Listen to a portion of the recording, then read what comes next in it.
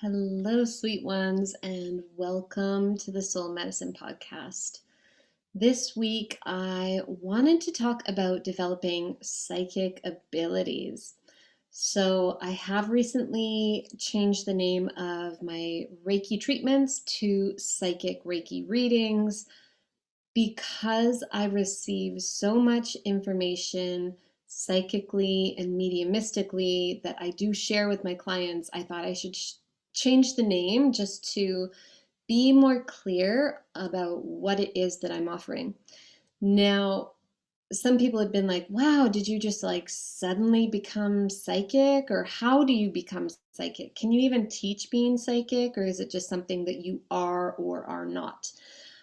So no, I did not just magically become psychic, but I have been practicing in a really devoted way yoga and Reiki and meditation for over 12 years now.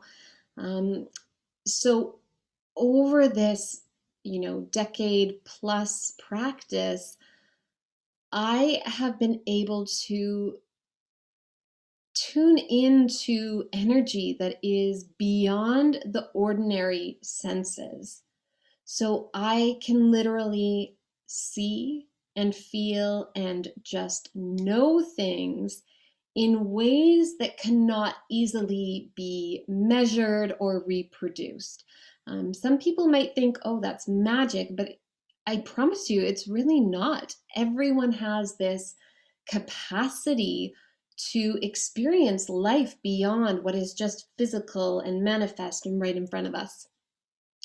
We are all part of source energy. We are all part of God or the quantum field or the matrix, whatever you want to call it. There is essentially a field of information that connects, that links all beings in existence. You are inextricably linked to this source energy at all times. The thing is, we live in a culture that is over caffeinated, overachieving. We prize being stressed and busy, and we reward worldly achievements. And so we are conditioned to be always seeking and striving and pushing and tensing. And here's the thing, when we are too tense, when we're moving too quickly, when we're numbing out, when we're constantly in pursuit, when we're constantly chasing something, we are 100% of the time going to miss the richness of subtle information that is constantly all around us. It is constantly around us and inside of us. So just as an example, let me ask you, because this has been a thread I've kind of touched on a few times on social media. How do you hike? How do you move through a forest? Now, if you are from the small mountain town that I'm from, Squamish, where we are like blessed with insane athletes, just unbelievably powerful, adventurous, wild, thrill seeking, push the limits kind of athletes, then you're going to be moving through the forest in a way that you are trying to achieve. You are focused on yourself. You are focused on setting new records, pushing yourself, getting new personal bests, and you're focused on achieving. Now, there's nothing wrong with that. There's been some amazing things that have happened through that kind of mentality. Now, the question is, what do you want to achieve from your time in the forest?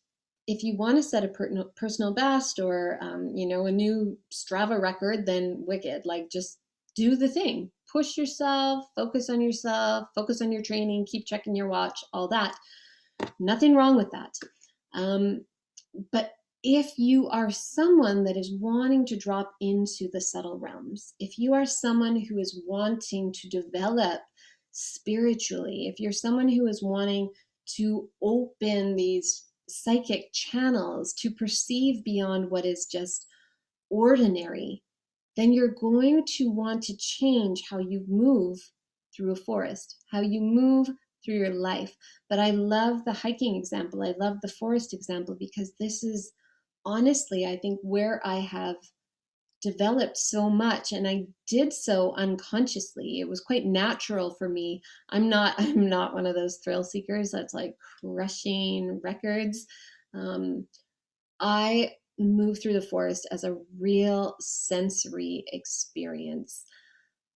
I have the intention to just nourish and experience the forest fully. And so I stop to actually tune in and feel with my hands, feel with my heart, feel with my entire energy being, like, what is the energy that the ferns give off? Or today I was on a walk and I stopped to feel without touching, to actually just feel the energy of the wild roses that are in bloom here right now. And it was so expansive and sweetly intoxicating. And I felt my heart just open. So I was able to feel the quality of the energy of these wild roses without actually feeling them, touching them, gripping them, dissecting them, any of that. I could just tune into their energy and experience what was there with no agenda. I didn't want to compartmentalize it. I just wanted to feel it. Um, Another example is being at the lake and just feeling the essence of the water without touching the water. Like literally, what happens if you hold your hands? It's weird to do on Zoom here. If you hold your hands just above the water, what is the quality there? What does it feel like in your hands? What does it feel like in the different energy systems of your body? And how does moving water differ from the energy of standing water? So how would the energy of a river differ from the energy of a lake? Not in a logical, like, well, a river is flowing and a lake is still, but like actually in your body, how do you feel those differences without touching the actual water? How does the experience of new life and new leaves differ from the experience of dead leaves? Can you actually feel that in your body? Can you tune in? Can you perceive it? Can you explore the sensations without interpretation? So, as you start to engage in this way and invite yourself to experience the forest in new ways, you will start to perceive it in new ways. You will start to know and feel and sense and experience the difference between new life and old growth, between what is damp versus what is dry, between what is frenetic and what is still, between what is grounded and ungrounded.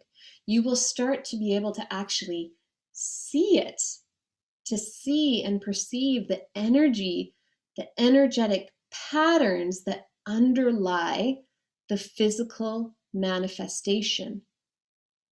So you will start to develop a language with spirit that transfers out of that hiking scenario and into your relationships with your health, your dreams, your relationships. You will start to know the difference energetically between a pattern that is more stagnant versus one that is flowing, between something that is renewed and arriving and fresh versus something that is phasing out, fizzling off, dying down. Like imagine if you could actually sense that in your business. Does it feel like new life and expansion, or is this like a clear sign that things are on the way out? What if you had a language that could allow you to perceive that in your business? You could experience it and see it in ways that are not already physically manifest. You can tune into the energy before it becomes, in your face. This is what's happening. And this is possible for everyone. It just requires you to move through your days differently. with a curiosity, with an openness, the opposite of tension and rushing and striving. It's like softening and receiving and allowing, which is, these are qualities that in our modern culture have not been celebrated, have not been encouraged. So it is definitely a switch in how you're going to move through your day, move through your life. But as you start to learn to feel the patterns of energy that underlie physical reality, then you will be able to create shift in your life based on energy before things manifest. You will know what direction things are headed because you know how to read the energy, the imprints, the patterns that are there, the vibration that is there before things are made manifest. So once you know how to read and understand and commune with these energetic patterns that underlie manifestation in your life, then fasten your seatbelt, because life is going to take a very unexpected turn, a very sharp turn. To create real lasting shift in your life requires a vibrational change. If you want to create change consciously, you need to start speaking and reading the language of vibration. So to answer the questions, did I suddenly become psychic? No. And this is rarely how it happens, though sometimes it does. Someone gets literally hit by a bolt of lightning and all of a sudden all these new capacities open up. I wouldn't bank on that, but you can start to develop these gifts naturally now, just by reframing your mind and how you experience your world a little bit. So, for my own case, what happened is that my senses have literally just been unfolding over a duration of 12 plus years.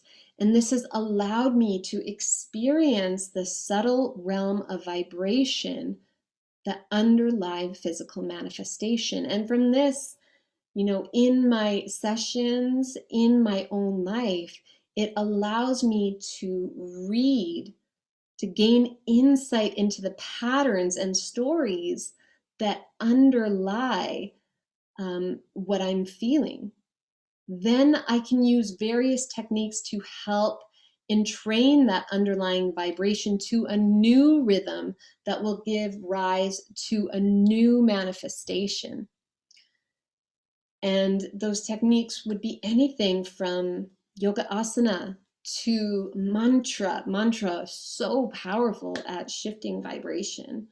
It could be breath work. It could be meditation. It could be visualization. It could be just moving through the forest. So there are tools that we can use once we can really sense and feel and read what's going on and say, okay, well, this is the pattern, this is the vibration, this is where it's headed, or this is what it's telling me. But if you actually want to end up here, then we need to change the vibration, and let's bring in some different practices so that you can start to shift that vibration so that life naturally will take you over here. Because right now it's headed this way. Now, what typically happens is people wait till they're over here to be like, I want to be over here, right? So when you start to develop this extension of perceiving beyond the ordinary senses, then you will start to tune into the patterns and understand where they're going to lead so that you can course correct before something becomes manifest. And when you do it that way, it's a lot easier to course correct. It's a lot easier to change disease progression if you can catch the underlying pattern before it has manifest a full-blown disease. So if you can start to see these underlying currents that you're like, I know that this pattern is leading towards issues over here. Now, if you want to end up somewhere else, let's change those patterns. Let's change the vibration. Let's change the information and course correct. And it's so much easier to do when it still is just in its vibrational pre-manifest state. So to wrap this session up, I don't have any skill that is not available to you. I don't have any gift that is not available to you. If you want to start tuning into subtle realms, you have to reframe your mind to tune into subtle realms. So I would encourage you to take a walk in nature, to actually feel and experience the life energy that's all around you by moving more slowly, by asking new questions, by allowing sensation without interpretation.